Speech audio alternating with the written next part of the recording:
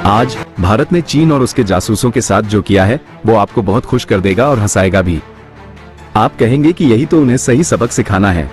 भारत की टेक्नोलॉजी में तरक्की और भारतीय सेना की बढ़ती ताकत को देखकर आपको गर्व भी होगा। लेकिन पूरी स्थिति को समझने के लिए मैं आपको एक छोटी सी कहानी सुनाता हूँ जिसे आप में से कई लोगों ने सुना होगा। एक लड़का था जो बहुत धोखेबाज था और लोगों को बहुत तंग करता था, बिल्कुल वैसे ही जैसे चीन आजकल अपने पड़ोसी देशों को परेशान कर रहा है। एक दिन वह लड़का जंगल में भेड़ें चराने गया। जंगल में जाते ही वो चिल्लाने लगा कि शेर आ गया है, भेड़िया आ गया है और उसने उसकी भेड़ों को खा लिया है। ये सुनकर आसपास काम कर रहे लोग कुछ घास काट रहे थे, कुछ लकड़ी काट रहे थे, कुछ और काम कर रहे थे, उसकी भेड़ों को बचाने के लिए दौड़ पड़े। लेकिन जब वे उस जगह पर पहुंचे तो उन्होंने देखा कि लड़का हंस रहा था क्योंकि उसने झूठ बोला था। अगले दिन उसने फिर वही शरारत करने की सोची। उसने फिर चिल्लाया कि शेर आया है, भेड़िया आया है और उसने उसकी भेड़ों को खा लिया है। उसने फिर से मदद के लिए लोगों को बुलाया। जब लोग उस जगह पर पहुंचे तो उन्होंने देखा कि वह फिर से मजाक कर रहा था। उसने इसे 3-4 बार दोहराया। एक गडेरिये की कहानी है जिसने भेड़ियों के आने का झूठा दावा किया था। असल में भेड़िए नहीं आए थे, लेकिन एक दिन सचमुच में एक शेर और कुछ भेड़िए उसकी भेड़ों को ले जाने आए। गडेरिये ने फिर चिल्लाकर कहा कि शेर आया है, भेड़िए आए हैं और उन्होंने उसकी भेड़ों को खा लिया है। लेकिन इस बार सभी लोगों ने सोचा कि वह फिर से पहले की तरह मजाक कर रहा है और कोई शेर या भेड़िया नहीं आया है। और जो हुआ वो ये कि बिना किसी मदद के उसकी सारी भेड़ें शेर और भेड़ियों द्वारा ले जा ली गईं और वह पूरी तरह से बर्बाद हो गया। ठीक उसी तरह भारत ने आज चीन के साथ व्यवहार किया है।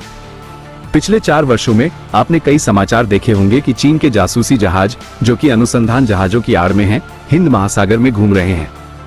कभी उन्होंने अपने शोध जहाजों को श्रीलंका भेजा, कभी मालदीव भेजा, तो कभी अन्य देशों में भेजा। तो दोस्तों, उनका मकसद ये था कि जब भी भारत मिसाइल टेस्ट करने वाला होता था तो चीन अपने रिसर्च जहाजों को 1 हफ्ते पहले हिंद महासागर में भेज देता था ताकि मिसाइल टेस्ट होने पर वे अपने जासूसी जहाजों के जरिए उस टेस्ट का पूरा डेटा इकट्ठा कर सकें। उन्होंने इन मिसाइलों के प्रदर्शन, ये चीन को कितना नुकसान पहुंचा सकती हैं और युद्ध के समय चीनी सेना को कितना नुकसान पहुंचा सकती हैं, इस बारे में जितनी जानकारी संभव हो इकट्ठी कर ली। उन्होंने ये सारा डेटा इकट्ठा कर लिया। अब जाहिर सी बात है कि ये भारत के लिए नुकसानदेह होगा, क्योंकि अगर दुश्मन को हमारी मिसाइलों की ताकत का पता चल जाए तो मिसाइलों का सरप्राइज फैक्टर खत्म हो जाएगा। दुश्मन देश उस जानकारी का इस्तेमाल हमारी मिसाइलों के खिलाफ बचाव का इंतजाम करने और इन मिसाइलों के प्रभाव से खुद को बचाने के लिए कर सकता है। इसका मतलब है कि हमने इन मिसाइलों को विकसित करने पर जो करोड़ों रुपए खर्च किए वो बेकार चले जाएंगे। ये मुद्दा लंबे समय से भारत को परेशान कर रहा था, लेकिन इस बार भारत ने चीन के साथ ऐसा दांव खेला है कि चीनी रिसर्च जहाज और उन पर मौजूद सभी जासूस हैरान रह गए हैं। तो भारत ने क्या किया? पिछले साल में भारत ने कई बार घोषणाएं की कि हम बंगाल की खाड़ी में मिसाइल परीक्षण करने जा रहे हैं। जब भी भारत ऐसी घोषणा करता था, चीन अपने शोध जहाज यानी जासूसी जहाज भेज देता था। लेकिन भारत ने क्या किया? जैसे ही ये शोध जहाज हिंद महासागर में पहुंचते थे, भारत मिसाइल परीक्षण रद्द कर देता था। आपको जानकर हैरानी होगी कि 2024 में भारत ने कई बार इन मिसाइल परीक्षणों को रद्द कर दिया, जिससे चीन को भारी नुकसान हुआ। चीन से एक शोध जहाज को हिंद महासागर लाने में करोड़ों नहीं बल्कि अरबों रुपए खर्च होते हैं और इसलिए चीन इतना निराश हो गया कि उसने मालदीव और श्रीलंका से अपने शोध जहाजों को वापस बुला लिया। कुछ दिनों पहले ही उन्हें लगा कि भारत अब मिसाइल परीक्षण नहीं करेगा। भारत सिर्फ ऐसी घोषणाएं करके और फिर परीक्षण न करके उन्हें बेवकूफ बना रहा है। और जैसा कि हुआ, भारत ने आज घोषणा की कि हम एक लंबी दूरी की क्रूज मिसाइल का परीक्षण करने जा रहे हैं। और आपको बता दें, ये लंबी दूरी की मिसाइल ब्रह्मोस ER है।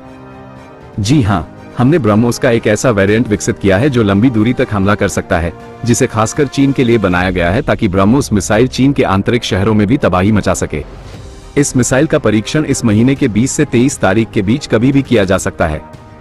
और चीन के लिए समस्या यह है कि इस मिसाइल की जासूसी करना उनके लिए बहुत महत्वपूर्ण है, क्योंकि आश्चर्यजनक रूप से चीन को भारत की अग्नि या अन्य पृथ्वी मिसाइलों से उतना डर नहीं लगता जितना ब्रह्मोस से लगता है। ब्रह्मोस दुनिया की सबसे तेज क्रूज मिसाइल है जिसे चीन रोक नहीं सकता। लेकिन अब तक चीन शांत था, क्योंकि हमारे पास केवल इस मिसाइल के 250 से 300 किलोमीटर तक के वेरिएंट थे जो चीन को ज्यादा नुकसान नहीं पहुंचा सकते थे। लेकिन अब ब्रह्मोस ER वेरिएंट आ चुका है जो लंबी दूरी वाली श्रेणी में आता है, यानी इसकी रेंज 1000 किलोमीटर से अधिक है। इसके अलावा आप इसे भारतीय नौसेना के युद्धपोतों पर तैनात कर सकते हैं, जिससे इसकी रेंज अपने आप बढ़ जाती है। यदि चीन के आंतरिक क्षेत्रों तक पहुंच की आवश्यकता होती है तो आप अपने युद्धपोतों को चीन के करीब ला सकते हैं, और जब आपको लगे कि चीन की राजधानी बीजिंग और उसका वित्तीय केंद्र शंघाई सिर्फ 1000 किलोमीटर दूर हैं, तो आप सभी ब्रह्मोस मिसाइलों को दाग सकते हैं, जिससे भारी नुकसान हो सकता है। और यही कारण है कि चीन इस मिसाइल की जासूसी करना चाहता था, लेकिन भारत ने ऐसी रणनीति बनाई है कि अब उनके शोध जहाजों को यहां पहुंचने में कम से कम 15 से 20 दिन लगेंगे। तब तक भारत आराम से इसका परीक्षण कर चुका होगा और इसे शामिल करने की प्रक्रिया शुरू कर चुका होगा।